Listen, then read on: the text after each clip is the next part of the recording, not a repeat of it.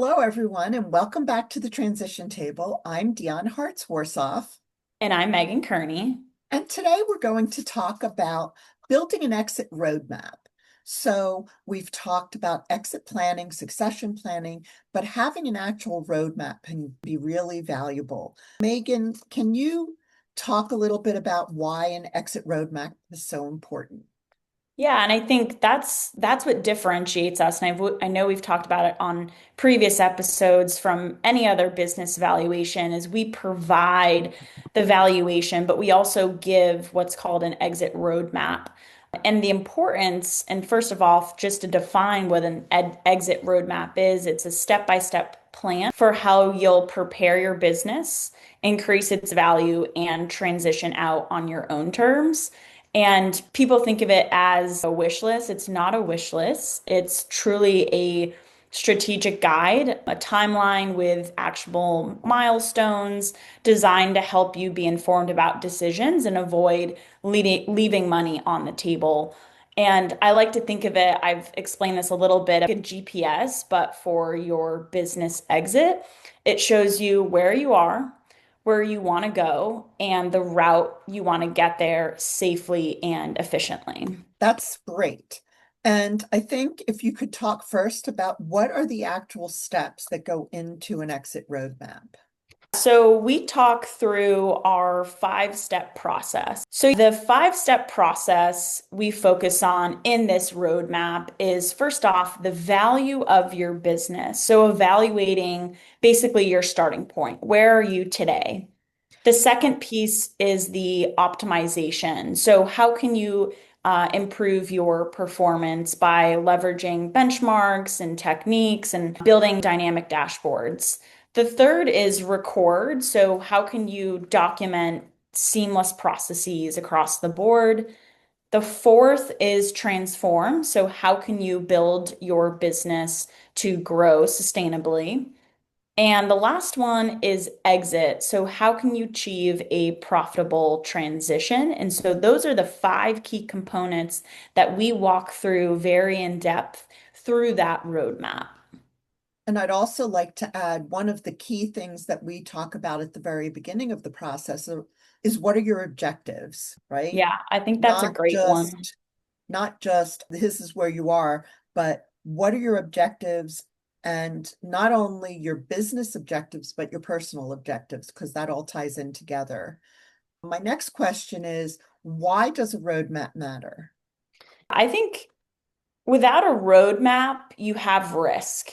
And a roadmap matters because the risk that you could have is selling for less than your business is worth, facing maybe a more chaotic or delayed transition. And with a roadmap, it gives clarity, it reduces risk, and it turns what feels like a very overwhelming process into a series of manageable and measurable steps, which allows you to be successful with any type of transition, both on the launch, the scale, and the exit part of your business, no matter where you are in your process. And I think one of the words that's really important to include is benchmarking, right? We have the goals, but in between, we have very important stops or review points that we will be benchmarking where you are versus where you want to be. And I know we talked last week about the conference, but there was a lot of talk during the Exit Factor conference, both for ourselves as business owners and for our clients, is developing clear benchmarks, clear steps towards the goal. It's great to have a goal, but if you don't know how you, like you said, the GPS, but each benchmark is like a turn on the GPS. If we're going to Mhm. turn here, what do we need to do to get to that turn? Very true. And I think you talked about finding your vision and timing and deciding when you want to exit and what your life after your business looks like. As you were saying, it goes hand in hand, and this really sets the direction for everything else. And so it allows you to understand this is where I'm at today, but both personally and professionally, what do I want to do in my life? And that's what will help you continue to see this is my vision of I want to transition my business in 10 years and 5 years next year. But this is what this roadmap allows is for opportunity to understand where you're at today and how you can transition in a very seamless way. And the third component that we talk about is the financial component. Mhm. Once you know what you want to do the day after, you need to make sure that you have the financial capacity to do so. And I think a quick little spoiler would be we definitely are going to bring on some financial partners that Dion and I both work with to help explain their perspective with business owners because we also see the value of partnering with wealth managers, with financial advisors, because it really goes hand in hand with what we do. Absolutely. That's correct. And again, nobody likes to talk about money, but you need money to do the things that you want to do in life. So we don't view money as a goal, we view money as a tool.